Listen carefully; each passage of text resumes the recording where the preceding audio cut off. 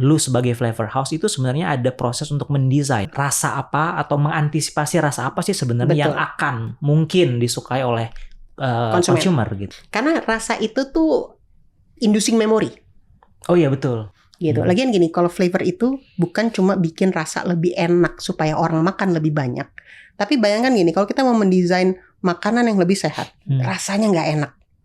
Itu kita bisa bantu masking atau buat slightly lebih edible supaya orang mau makan makanan yang lebih enak ini. Produk-produk FMCG pada dasarnya sering banget disalahin tentang obesitas, diabetes, dan segala penyakit-penyakit yang berasal dari gaya hidup yang kurang baik. Tapi kalau ditarik balik, sebenarnya kenapa kamu sakit, kenapa kamu kena penyakit-penyakit tersebut, sebenarnya faktornya tuh nggak satu.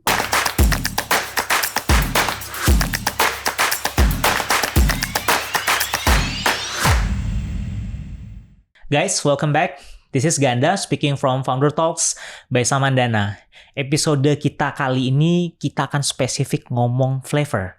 Karena gue yakin ketika lo milih makanan, minuman, itu pasti related banget sama flavor. Dan sudah hadir di studio kita hari ini ada Dian Cahyani. Thank you for coming. Thank you for having me. Berarti lo kalau flavor itu ngomongin apa sih? Lo ngomongin ngebikin flavornya atau gimana?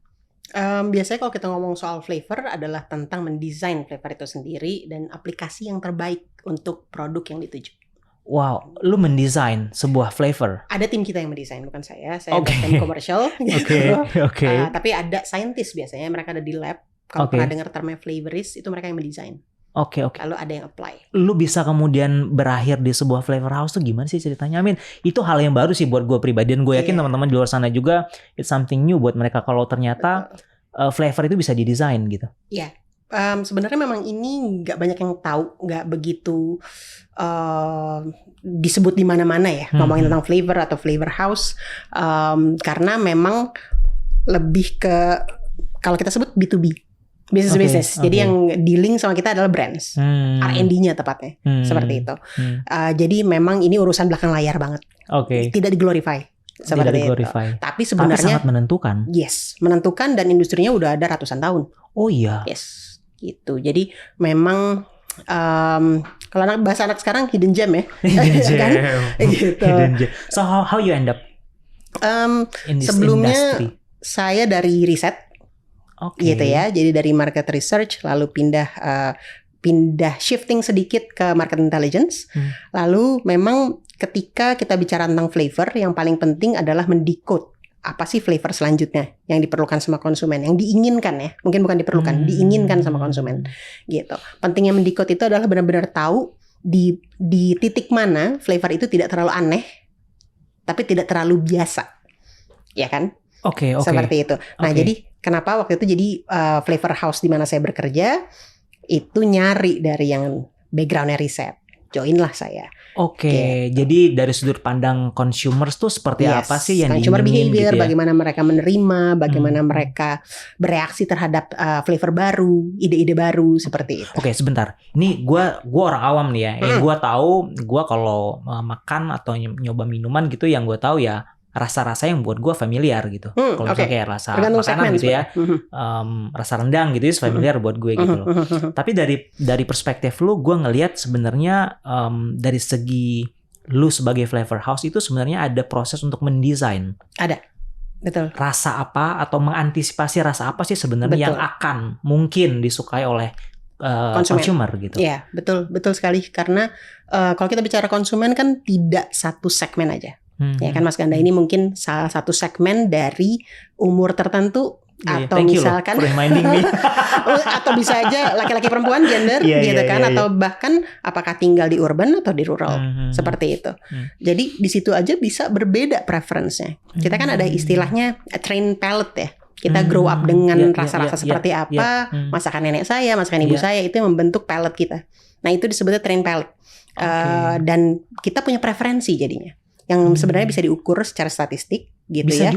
Bisa diukur. Jadi ya kumpulin aja orang banyak gitu. Kalau 300 orang itu agree rasanya yang ini enak, berarti ini diterima seperti itu. Apakah itu kemudian mengindikasikan bahwa untuk spesifik target tertentu, orang yang punya kategori palate tertentu punya behavior tertentu?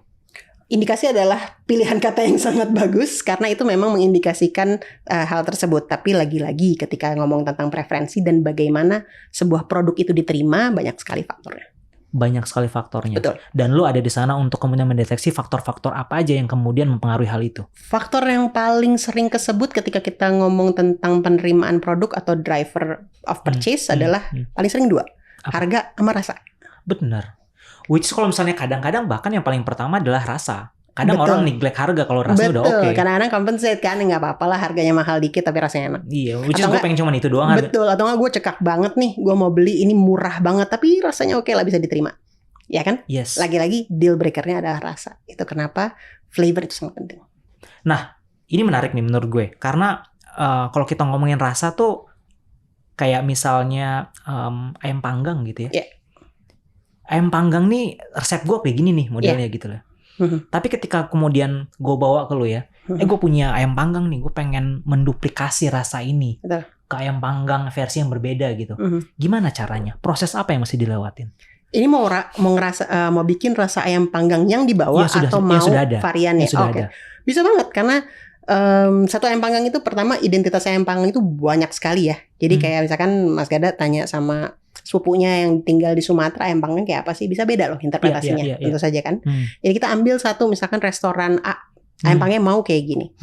Nah tugas kami, saya bawa nih ke lab, kita bawa ke lab, flavorist dan tim di lab ini akan mencoba ayam panggang tersebut dan mencoba dikonstruk rasanya apa aja, gitu. Jadi apa sih yang banyak di sini? Oh, ayamnya yang dipakai nih cuman paha misalnya ya, cuman paha aja. Jadi ada fatnya di situ kan. Lalu bumbu-bumbunya apa aja? Itu bisa dari nyobain, itu saktinya orang lab ya. Dari nyobain aja bisa kebayang. Wah, iya, ini ladanya dominan, ini mericanya agak tone down misalnya seperti itu ya. Terus cabenya ini pakai yang merah aja, gitu misalnya. Seperti itu. Dari makan aja, nggak usah lihat resepnya. Kayak gitu. Nah dari situ setelah dikonstruk, kita lihat single flavornya disatuin untuk menjadi flavor ayam panggang. Gitu. Misalkan ayam panggang dia ternyata ini contoh aja ya. Ladanya instead of lada biasa dia pakai andaliman. Seperti itu. Misalnya kayak gitu. Itu juga bisa, wah dia signature baru ayam panggang andaliman misalnya. Bentar. Berarti lu nanti keluarnya dari situ tuh apa? Bentuknya. Produknya. Apakah bentuknya list of ingredients beserta gramasinya, atau kemudian lu punya bumbu gitu, udah bentuknya bentuk bumbu gitu, atau gimana? Bentuknya flavor, itu bisa liquid, itu bisa powder. Atau bisa paste, bisa apa, tapi bentuknya flavor. Ya, yang kita jual adalah flavor. Flavornya. Pertanyaannya, kalau misalnya kita masak masak misalnya ayam bakar gitu ya, itu kan sudah punya bumbu sendiri. Kalau misalnya kemudian tambahkan sama bumbu, lu bukannya akan jadi kadang-kadang belum tentu mencapai yang maksimal flavor yang kita inginkan gitu. Kadang-kadang flavor ini kan dijual ke bisnis lagi kan, ke brand. Misalkan kita mau bikin seasoning. Ini jadinya shortcut ya. Jadi kan banyak ibu-ibu mungkin gak harus bikin prep dari awal, tapi bisa pakai bumbu gitu jadi gitu. Nah itu yang dilakukan. Mungkin dalam bumbu jadi itu sudah ada aslinya, udah ada ingredient aslinya, natural kayak gitu, ditambahin flavor itu untuk menguatkan. Gitu. Di, lu sendiri suka makan apa sih, Di? Kalau makan, karena bekerja di industri seperti ini harus nyobain banyak hal, gitu kan ya. Jadi palet rasa lu lebar banget dong. Nggak selebar orang-orang yang udah di industri lama sih. Ini termasuk kalau misalnya kita lagi nyobain, saya bukan yang paling cerdas lidahnya. Kalau mereka tajam banget. Kalau yang di lab tuh biasanya udah benar-benar mereka tuh bisa nentuin antara kapan landingnya tuh flavor. Apakah di depan atau di tengah atau di belakang. Gitu. Siapa yang mendatang duluan? Ada bitterness nggak selainnya kayak gitu? Are you saying kalau pelet rasa itu bisa di training? Harusnya. Cara paling mudah ini yang orang-orang yang udah expert ngomongnya adalah masak sebenarnya. Masak. Karena kan kita jadi nyoba apa nih yang kurang. Kita jadi mikir terus ketika mendigest makanan. Yang kayak bikin musik ya. Betul. Yang bikin adalah mindless eating. Makan sambil nonton misalnya. Lu nggak sadar sebenarnya lu ngelakuin apa. Yes. Nggak mindful ini ya. Jadi nggak benar-benar mikir. Gitu. Favorit makanan lu? Makanan favorit, Mie ayam lagi. Sederhana malam-malam banget. lagi nih. Malam-malam lagi nih. Nyebut merek gak boleh kan? Mie ayam lah gitu. Mie ayam ya. Mie ayam tuh bisa dikonstruk sebenarnya secara rasa. Bisa dong, bisa Jadi dong. semua makanan dan minuman itu bisa dikonstruk. Bisa banget. Gimana kalau bau-bauan? Bau-bauan tentu apakah aja. termasuk di situ? Oh gini, biasanya flavor house itu seringnya datang in pair dengan fragrance. Oh, dengan fragrance, oke. Ya, jadi selalu ngomongin flavor and fragrance. Gitu. Jadi all the big names yang flavor house yang multinational, yang global ini pasti punya pairingnya fragrance. Oke. Jadi sebenarnya kalau Mas Ganda ini datang ke minimarket, semuanya itu ada kerja flavor and fragrance. Oke. Ya kan, mau ke section personal care, mau ke section home care, mau ke makanan, minuman gitu. Wow, jadi sebenarnya lu juga menghandle fragrance-nya? Enggak, kalau gue lebih fokus di flavor aja. Di flavornya? Yes. Wow, jadi very specific ya? Dia cuma rasa aja dan fragrance? Rasa aja. Gitu. Wow, apa yang lo pelajari selama, lo udah berapa lama udah 5 tahun. Udah 5 tahun, apa yang lo pelajari selama 5 tahun ini? Which is yang berbeda dong dari pekerjaan lo sebelumnya yang lebih ngomongin data dan consumer insights? Ya, banyak banget ya sebenarnya kalau yang benar dipelajarin ini benar-benar industri yang baru dan very specific, betul. Yes. Kalau dulu kita lebih ngelihat consumer behavior secara keseluruhan, bagaimana konsumen ini day to day-nya, apa sih yang dibutuhkan. Tapi sekarang tuh lebih ke arah rasa apa sih yang diterima dan bagaimana rasa itu menggambarkan benefit emosional yang akan didapatkan. Oh, rasa ada hubungannya dengan benefit emosional? Pastinya gitu kan. Karena kalau misalnya kita ngomong rasa susu, kita kan tahu klasik ya. Coklat, strawberry, vanilla gitu kan. Itu kan rasanya seperti biasa banget, gak keren. Coba minum matcha, susu matcha. Oh iya, enak. Rasanya gaul. Iya, gitu gaul kan. Ya. Gimana kalau nyobain rasa leci atau apa yang lagi happening, apa yang lagi di viral di TikTok.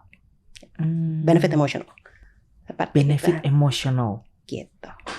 Menarik nih benefit emosional. Jadi lu bilang sebenarnya, gue nggak bilang kalau makanan pengaruh sama emotional healthy ya. Oh, bisa ditarik. Bisa ditarik. Bisa ditarik. Tapi nggak punya gini. Sebagai orang riset kan biasanya paham kalau misalnya kita ngomongin demografi gitu ya. Misalnya SIS-nya AB, kemudian tinggal di kota besar gitu. Mereka punya kecenderungan behavior tertentu kan. Pastinya. Kalau itu kemudian ditarik ke rasa nih, misalnya orang yang suka makan Padang nih, ya kan, mungkin asli dari Padang, gitu kan.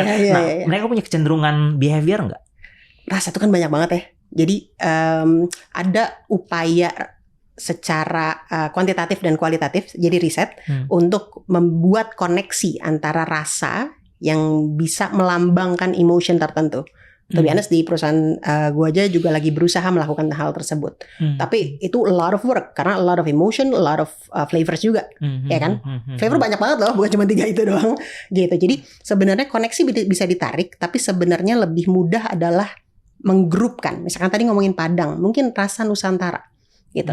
Orang-orang seperti apa sih yang masih memilih ketika ada shelf full of flavors, masih milih ambil rasa yang Nusantara dibandingkan mereka yang ngambil rasa Korea atau rasa Jepang. Itu mungkin masih bisa dipilah. Ini kita ngomongin rasa ya. Gue ngelihatnya apakah kemudian kita bisa mengkategorikan let's say kalau lu kan lebih ke bagaimana kemudian rasa tadi bisa di-create dan kemudian consumer suka sama rasa tadi kan.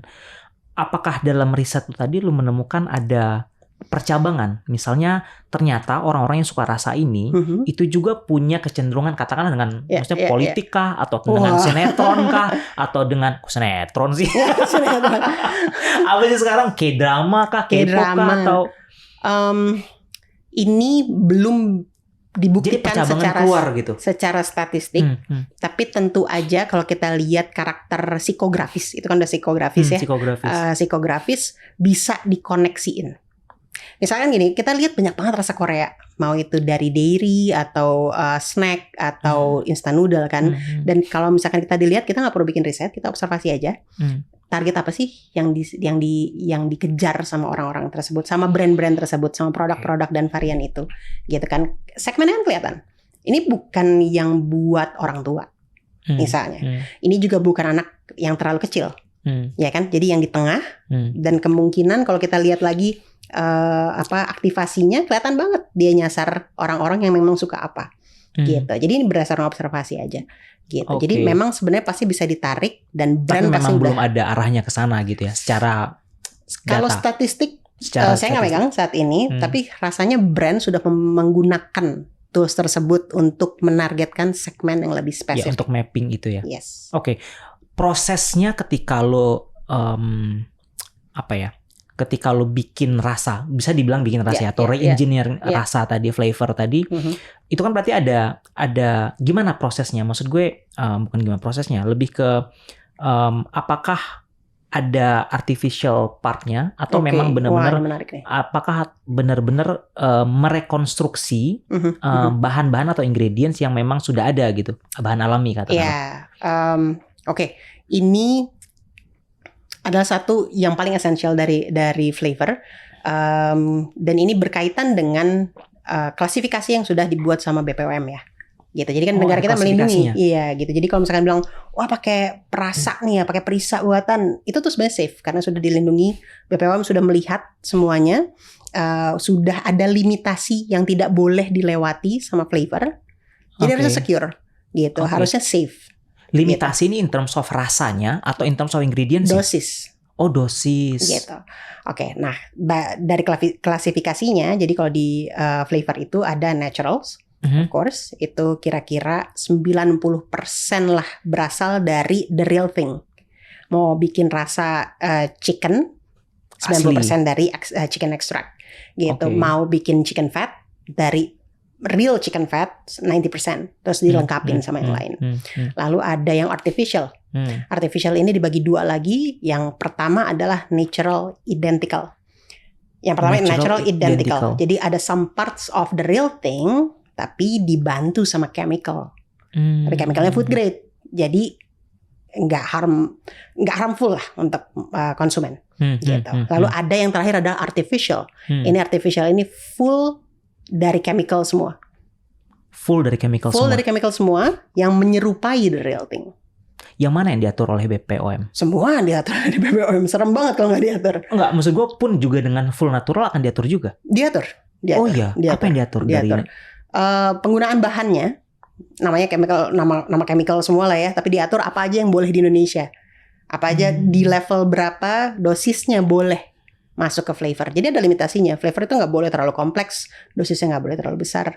Seperti itu.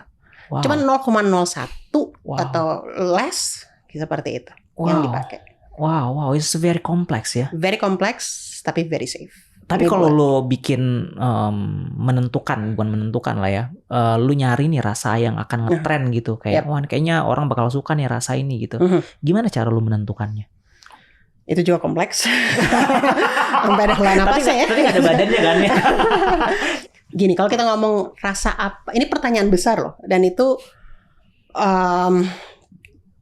benar-benar pertanyaan mahal. Karena kan semua orang bisa. Yes. Kayak misalkan kita ngomongin instant noodle, rasa klasiknya ada berapa sih? Ingat nggak? Mie goreng, soto, kari, ayam bawang, langsung arah ke brand tertentu ya. Iya. Mungkin ada 5.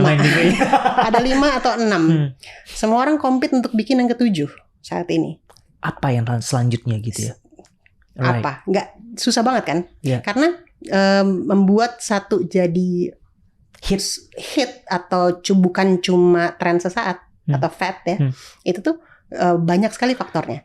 Gitu kan, bagaimana orang menerima, bagaimana orang terus menggunakan sustainability, itu kan banyak sekali faktornya. Harga, ketersediaan, segala macam, push dari brand, artisnya siapa mungkin yang pakai, rasanya gimana, seperti itu.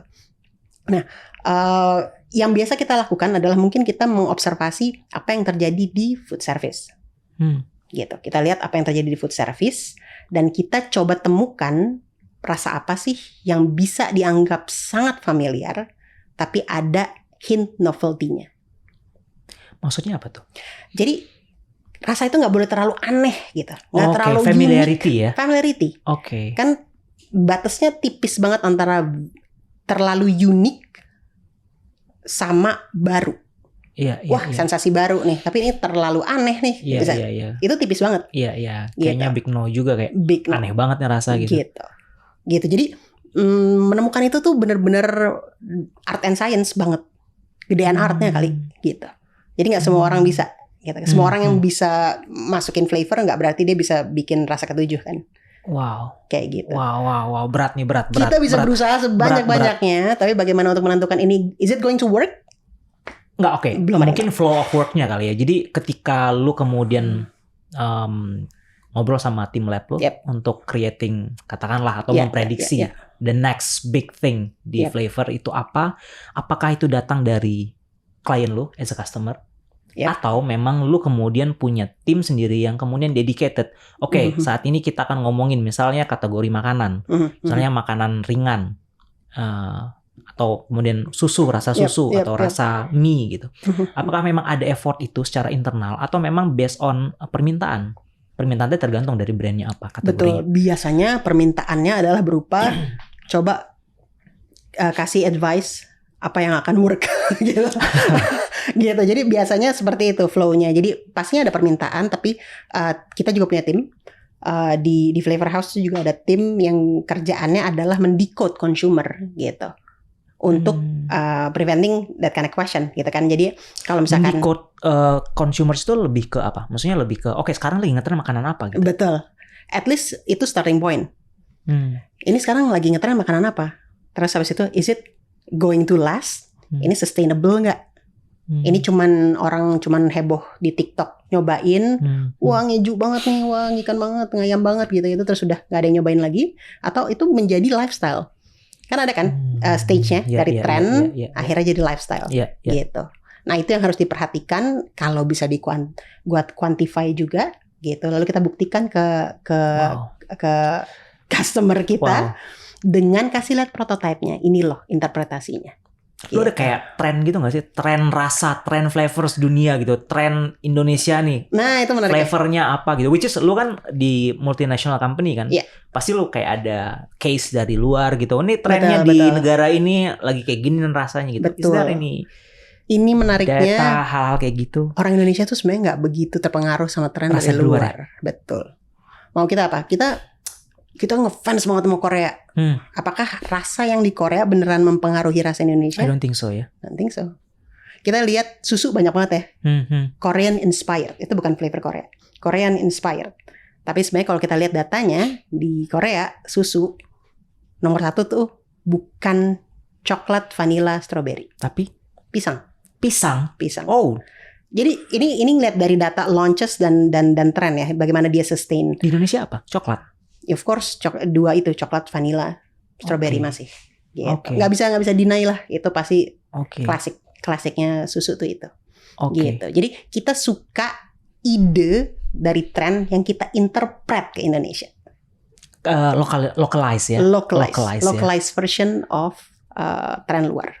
Gitu. Wow, ini satu hal yang baru karena ya gue cuma sebagai penikmat gitu. Pastinya. Maksudnya kalau misalnya gue masuk ke satu restoran gitu atau gue nyoba satu makanan yang gue tahu ya makanan A tuh rasanya A gitu. Ya gue pikir mungkin chefnya bagus gitu.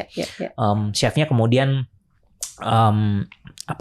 mereka menemukan satu cara gitu yang bikinnya rasanya jadi enak gitu. Gue nggak tahu ternyata kemudian ada satu hal yang nggak related sama makanannya tapi related sama orang bagaimana overall mempersepsikan makanan tadi gitu, which is flavor house tadi gitu loh.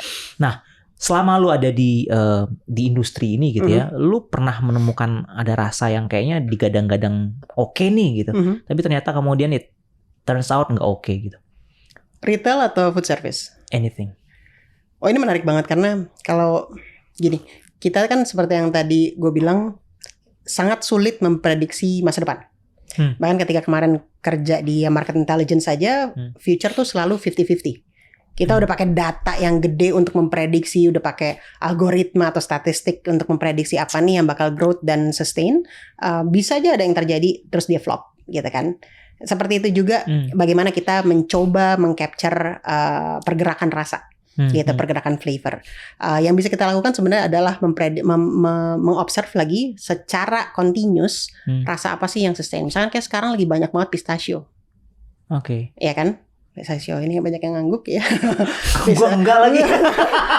Nah, justru itu. Gue enggak lagi. Justru itu. Mana gue cuma ngomong Padang tadi. Aduh. Nah itu yang klasik sebenarnya. Coklat Dubai sekarang lagi overly ini abuse banget ya coklat Dubai itu dan pistachio, kunafa seperti itu. Kita lihat nanti 3 bulan lagi, kita lihat 6 bulan lagi, kita lihat 1 tahun lagi. Kalau itu udah masuk ke lifestyle, kita bisa jadiin itu inspirasi. Bentar, lu tadi ngomong kalau sebenarnya rasa yang let's say kalau misalnya susu gitu ya, coklat, kemudian vanilla itu selalu jadi top of the topnya gitu. Pertanyaannya adalah apakah kemudian lu memang fokus untuk memproduce produk-produk baru dengan rasa yang sudah familiar di Indonesia, atau lu kemudian benar-benar mencoba untuk bereksplorasi rasa-rasa apa lagi yang kemudian bisa diterima sama lidah orang Indonesia. Namanya kan juga orang usaha ya, kita serang dua arah.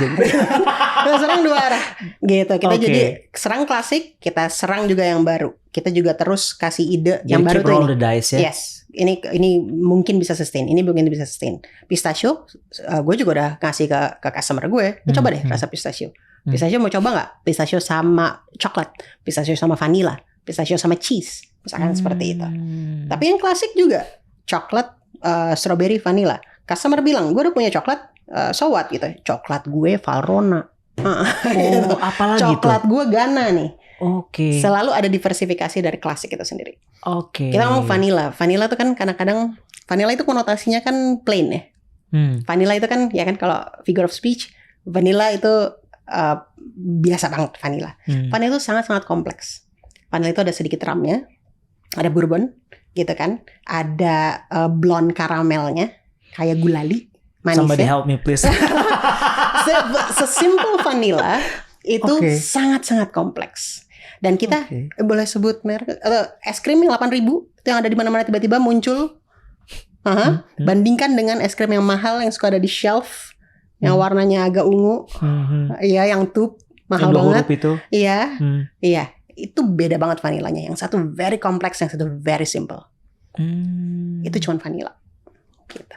Jadi sebenarnya lu pengen bilang bahwa bukan berarti rasa yang lu anggap simple itu sebenarnya di belakangnya simple juga. Yes. Justru kadang-kadang hal yang lu lihat sebagai simple itu justru di belakangnya sangat complicated. Itu kayak hidup gak sih? Kayak still kelihatannya tetap calm, padahal di sebuah jumat malam ya kita ngobrol ya.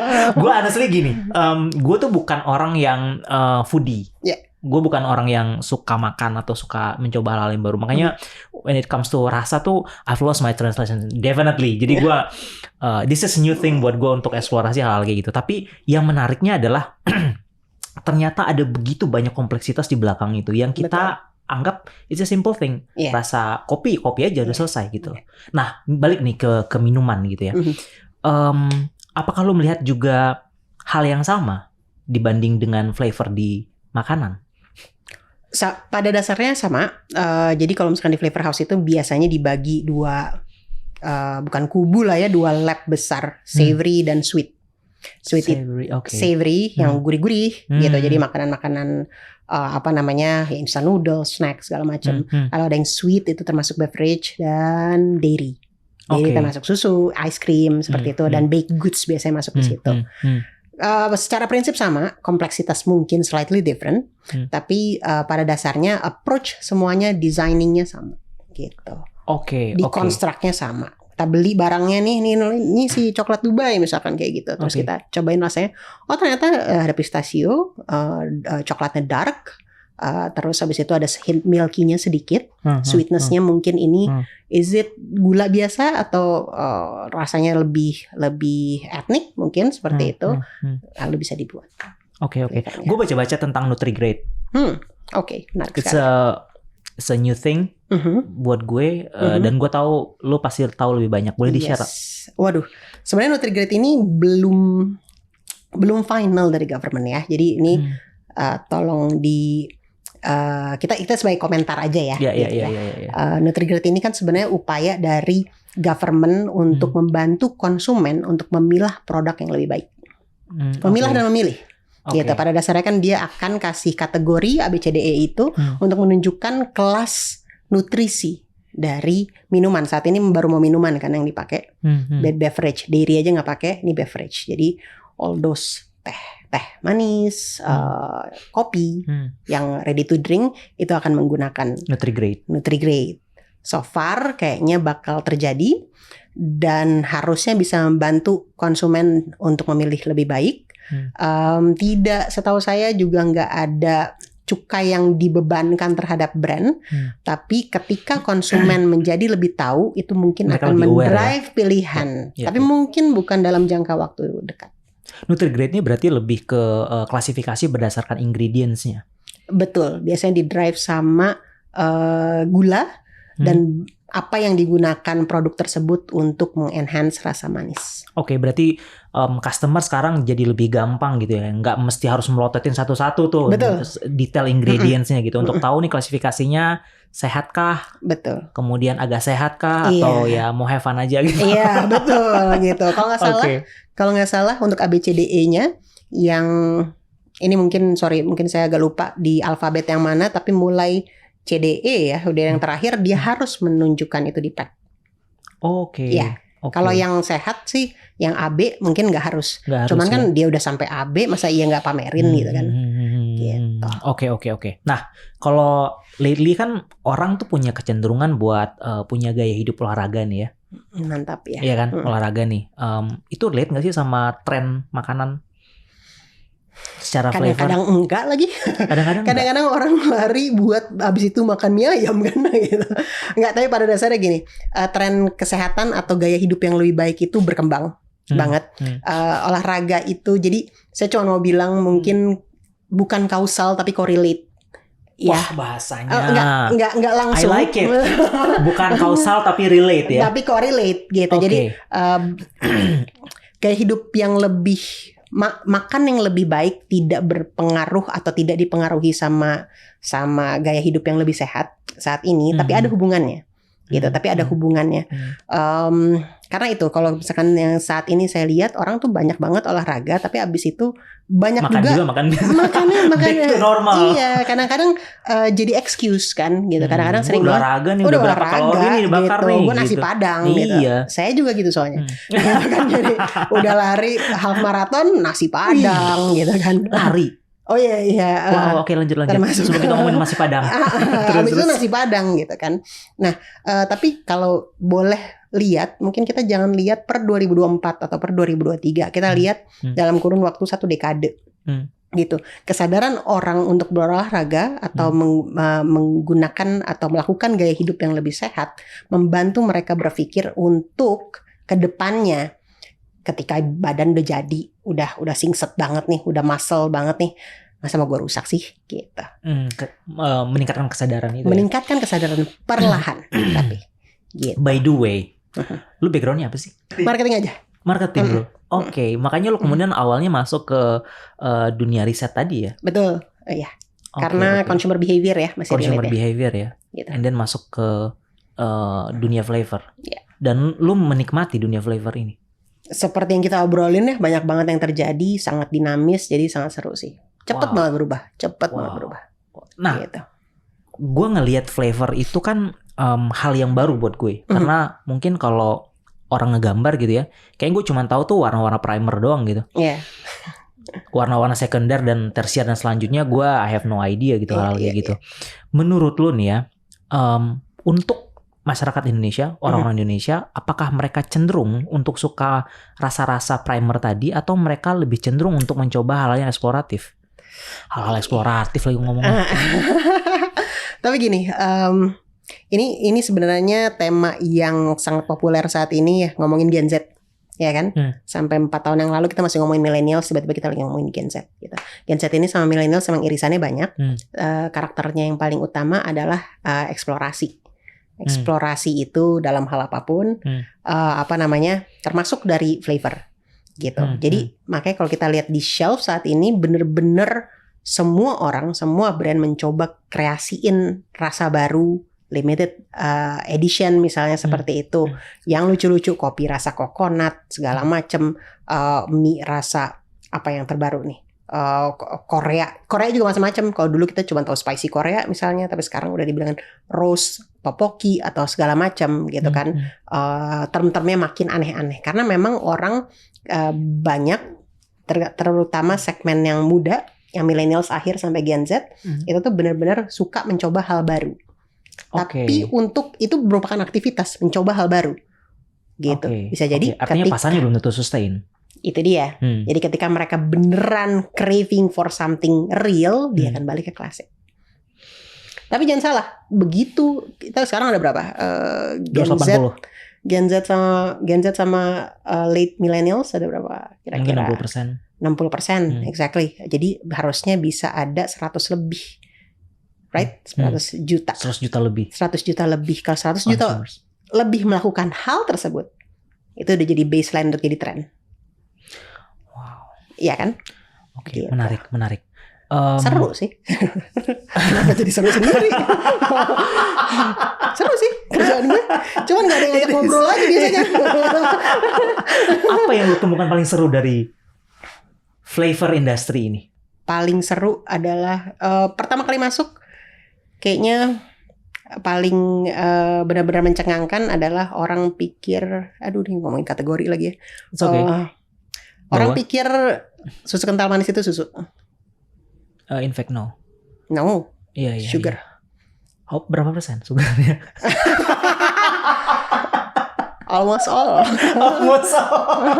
Iya. Tapi enak banget rasanya. Iya kan? Itu udah jadi bagian dari lifestyle. Iya. Karena udah bukan cuman ngomongin susu di dilute aja. Tapi kayaknya orang baru sadar kalau SKM itu adalah sebagian besar adalah gula tadi baru-baru ini aja mungkin ya. Atau mungkin bisa di-refine questionnya. Apakah gitu? Orang sekarang sudah sadar? Berapa persen yang sudah sadar? Oke. Karena itu udah ingrain itu. Kalau kita trace back, susu kental manis itu diajarin dari dulu. Iya. Dari zaman penjajahan. Betul. Gitu. Kalau itu susu buat kamu gitu. Iya. No. VOC sih beda gitu. Mungkin pertanyaannya gini kali ya. Lu kan sebenarnya orang yang tahu di belakangnya industri makanan dan minuman gitu ya. Apakah kemudian itu membuat lu jadi lebih aware terhadap makanan-makanan yang lu konsumsi? Itu findings yang juga sangat menarik. Tapi seperti anything in life, moderation is key. Iya dong. Karena gini, banyak industri produk-produk FMCG pada dasarnya sering banget disalahin tentang obesitas, diabetes, dan segala penyakit-penyakit yang berasal dari gaya hidup yang kurang baik. Tapi kalau ditarik balik, sebenarnya kenapa kamu sakit, kenapa kamu kena penyakit-penyakit tersebut, sebenarnya faktornya tuh nggak cuman dari FMCG ini. Itu apa yang kamu sediakan di meja makan, bagaimana kamu kesehariannya gimana, sedentary lifestyle. Gitu kan, kita lebih suka naik mobil sekarang daripada jalan, gitu kan. Makan kamu gimana, makan sayur nggak, seperti itu. Basically how you spend your life lah ya. Gitu. Itu semua jadi indikasi seperti apa. Makanya faktornya banyak sekali, gitu. Itu makanya kenapa tadi saya bilang moderation is key, gitu. Lagian gini, kalau flavor itu bukan cuma bikin rasa lebih enak supaya orang makan lebih banyak, tapi bayangkan gini, kalau kita mau mendesain makanan yang lebih sehat, rasanya nggak enak, itu kita bisa bantu masking atau buat slightly lebih edible, supaya orang mau makan makanan yang lebih enak ini. Bisa loh kayak gitu. Tergantung perspektif. Tapi kecenderungannya dalam makanan yang sehat itu selalu rasanya tidak lebih enak dibanding makanan yang kurang sehat. Betul. Nah makanya sekarang ada upayanya untuk membuat lebih bearable lah makan sehat. Jadi kan ada upayanya. Apa upayanya tadi? Menurunkan sodium misalnya, menurunkan gula, misalkan seperti menurunkan fat. Tapi itu bisa di-masking supaya kan gini, misalkan kita nurunin gula itu akan nurunin body, rasa di mulut, mouth feel-nya hilang, gitu.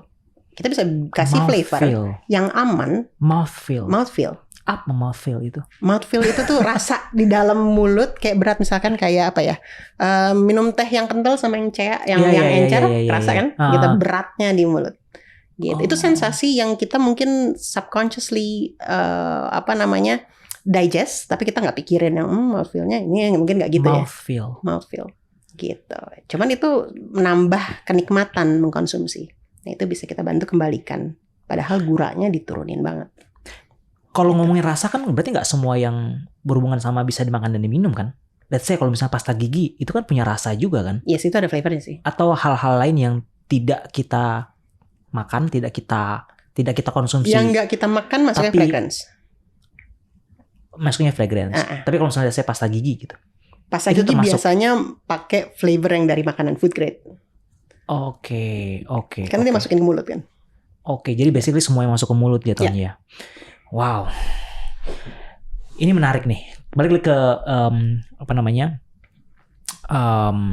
ke konsep gimana lu kemudian menentukan rasa buat orang yang let's say consumers gitu ya. Menurut lu di Indonesia sekarang nih ya, trennya kemana? Luas sekali ini, bisa diperkecil mungkin trennya ke arah mana? Tren rasa masakan, let's say mie cepat, mie apa namanya? Mie instan gitu. Oke, mie instan ini sebenarnya space yang sangat-sangat menarik. Kemarin lihat data Nielsen, sebenarnya mie instan agak turun ya penjualannya secara umum. Oh iya. Iya. Kan apa yang terjadi dengan mie instan? Apa karena serbuan mie instan dari luar negeri? Itu price point-nya beda ya. Jadi mungkin nggak akan terlalu nyakitin. Cuman kan pernah denger ya yang middle class lagi turun kelas, aspiring middle class kayak Garrett turun. Itu mungkin lebih ke ekonomi lah ya. Iya, ekonomi mungkin ada impact-nya seperti itu. Nah, bagaimana kita lihat ini berdasarkan observasi, flavor juga banyak banget yang keluar mie instan baru, rasa ini, rasa itu. Jadi itu untuk bikin orang balik, at least untuk nyoba dulu. Untuk belanja lagi gitu kan. Jadi sebenarnya kalau misalkan mau dikelompokin, klasik pasti tetap ada karena itulah yang di stok ibu-ibu di rumah, belinya sekerdus gitu kan. Gitu. Bansos ya kan? Pasti bansos shifting sedikit. Benar. Bansos juga pasti pakai yang rasa-rasa klasik. Tapi ada rasa-rasa baru yang kalau kita lihat directionnya itu Asia. Ya, Korea, Jepang, mungkin Thailand habis ini atau China, Mala seperti itu. Mungkin ini mulai ada dari small brands, tapi lama-lama mungkin akan ada di big brands. Big brands saat ini baru Korea dan Jepang lah ya untuk instant noodle. Oke. Bisa dipetain seperti itu. Oke. By the way, lu lari juga? Lari. Paling jauh berapa kilometer? 42. Full maraton. Full maraton. Berapa jam? Waduh. Berapa jam? 5 lebih. Wow. Enggak, itu lambat. No. Kalau nggak salah rata-rata orang tuh di 5 jam. Rata-rata orang yang lari. Oke. Yang lari maraton. Dunia ya. Tapi masalahnya kalau nggak salah cuma 1% orang yang pernah full lari maraton. Betul. Right? Betul. Yeah. So it's a huge achievement. Yes. Lu berapa tahun bisa achieve full maraton? Waktu itu memang latihan khusus, jadi ikut sama komunitas setahun. Bisa achieve. Setahun dari nggak lari sama sekali. Nggak lari sama sekali. Wow. Iya. Menarik. Gue pernah lari, tapi cuma maksimal 21 half marathon. Half marathon. That's my best. Itu. PR. Yes. Personal record. Half marathon juga sekarang makin populer kan, ada yang super half sekarang. Super half, apa itu super half? Yang all around the world half marathon yang dibuat untuk kalau di full marathon kan yang world major marathon ya. Oke. Yang setelah 6 sekarang 7 kalau nggak salah ya. 5 atau ya pokoknya gitu deh, nambah 1 Sydney sekarang. Nah, sekarang udah ada di super half. Super halfnya. Ya, apa yang bikin lu suka lari? Karena bukan karena kehidupan kan? Lagi kayak malah nih ya, karena painful gitu. Karena sebenarnya achievement ya, maksudnya symbolize dengan medal, tapi iya untuk beberapa distance tertentu kan emang harus latihan. Itu kayaknya impress diri sendiri juga sih, bisa misalkan akhirnya bisa full maraton dengan latihan 4 bulan, 3 bulan seperti itu dan konsisten. Lu so far udah berapa kali full maraton? 3 kali. Wow. Tapi honestly gue mencoba beberapa olahraga ya. Dan menurut gue olahraga lari itu, dan menurut gue waktu itu gue olahraga lari lumayan serius gitu. Yeah. Itu nggak ada yang bisa ngalahin feelingnya olahraga lari.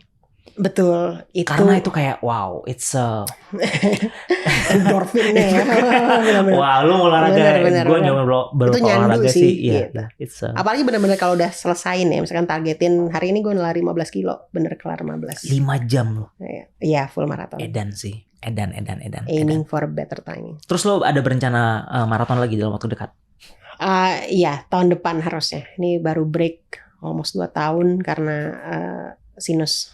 Tapi harusnya tahun depan udah bisa balik. balik lagi. Berarti lo masih lari let's say 5 km atau Iya, 5-10. 5-10 Masih. selalu. Seminggu berapa kali? Seminggu 2-3, tapi biasanya 10-nya itu sekali aja. Trainingnya apa sih kalau misalnya ikut training gitu? Let's say buat full marathon.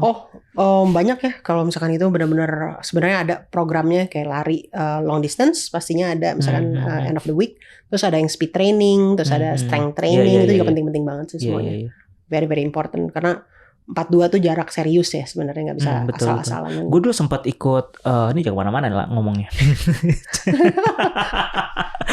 Gue dulu pernah ikutan pakai aplikasi Nike Training. Oh ya itu juga udah lumayan spesifik juga kan. Dia punya endurance-nya, kemudian dia punya speed-nya segala macam gitu. Selain lari lo hobi apa?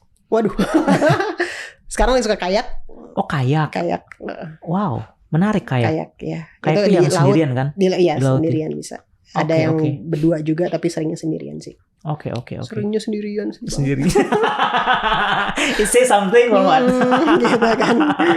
Aduh. Oke, kalau misalnya balik lagi ke ngomongin flavor gitu ya. Let's say gue punya brand nih, punya produk baru gitu loh. Gue nggak ngerti tentang flavor house, tapi I found out this is very interesting gitu loh. Kalau kemudian gue bisa menemukan flavor baru gitu loh untuk produk gue gitu. Apa yang mesti mereka lakukan? Untuk flavor baru, jadi ini asumsinya adalah untuk produk retail ya. Yes, produk retail. Pada dasarnya memang bisa kenalan, maksudnya bisa datang, ketemu, karena misalnya ini let's say UMKM gitu ya. UMKM itu mungkin dia bisa ketemu sama flavor house gitu. Ini sesuatu yang bisa diobrolin bareng, karena kan gini, kalau ngomongin flavor juga harus disesuaikan sama brand yang mau keluarin. Misalkan brand lo premium tapi rasa coklatnya tuh coklat, nggak boleh ngomong brand lagi ya.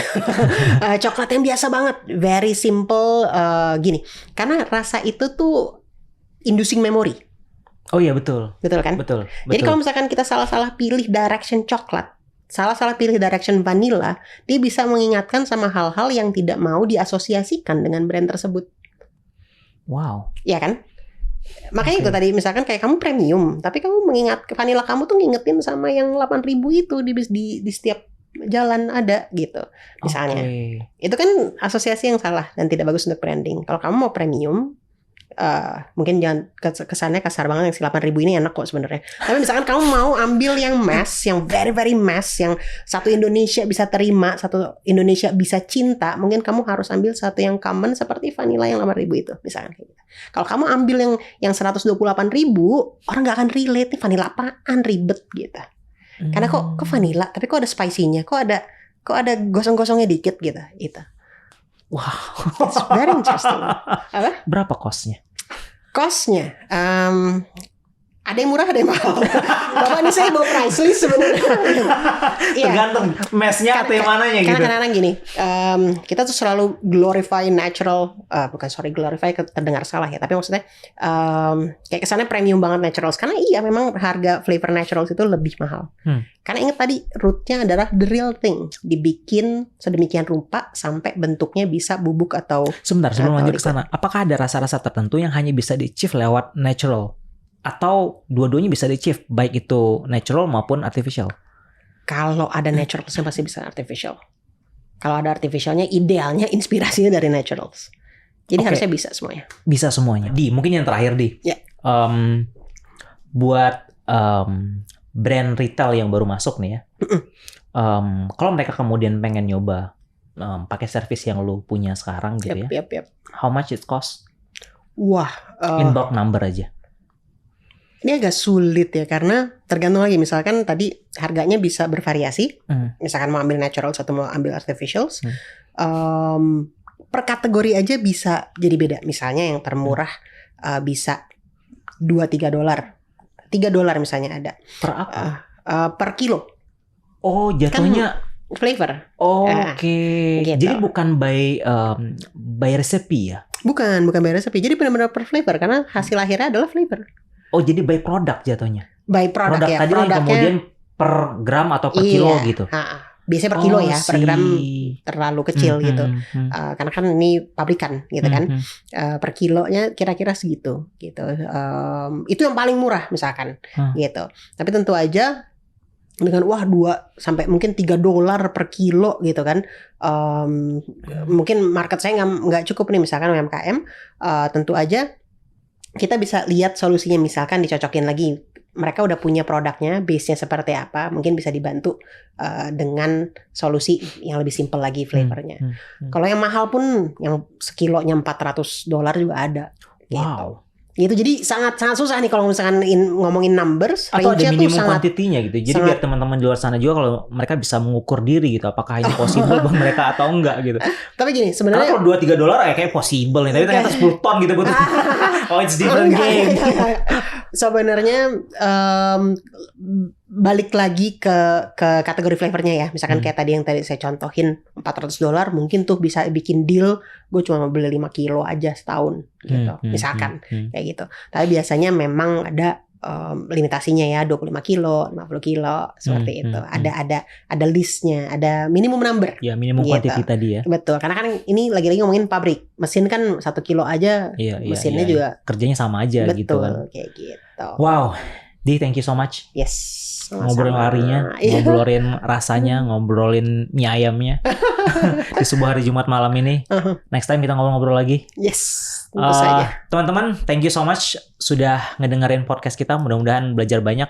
Plus mungkin teman-teman jadi tahu bahwa sebenarnya kalau nemuin makanan atau minuman yang punya rasa enak, sebenarnya itu bisa di-deconstruct dan bisa dibuat sedemikian rupa sehingga memungkinkan kita setiap produk tadi bisa specifically sama rasanya. Mudah-mudahan teman-teman bisa belajar banyak hari ini. Thank you for listening. Saya Ganda. This is Founder Talks by Samandana.